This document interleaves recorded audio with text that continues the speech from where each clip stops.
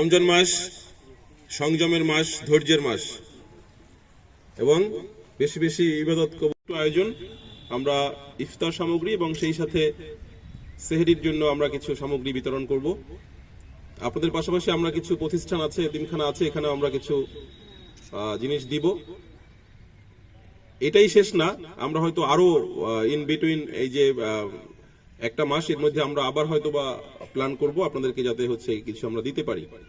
তারপরেও আপনাদের যদি কোনো প্রয়োজন হয় আপনারা আমাদের সাথে যোগাযোগ করবেন। আমাদের রিজিয়ন সবসময় আপনাদের পাশে আছে, ঠিক আছে? কখনো নিজেদেরকে একা মনে করবেন না, আমরা আছি। সেনাবাহিনী রোজাদার জন্য ইফতার যেগুলো দিচ্ছেন এটা ভালোর জন্য দিচ্ছেন। এই যে পবিত্র রমজানের প্রথম দিনে সেনাবাহিনীর পক্ষ থেকে এই ইফতার সামগ্রী বিতরণ করছে, এই এই এই কার্যক্রমকে আপনি কিভাবে দেখতেছেন? এটা ভালো, আমরা এটাকে স্বাগত জানাই। তা আপনার ইফতার পাইছেন? পাইছি, জি। আচ্ছা আচ্ছা, আলহামদুলিল্লাহ। খুশি আছেন তো? জি, অবশ্যই খুশি। আচ্ছা, ঠিক আছে।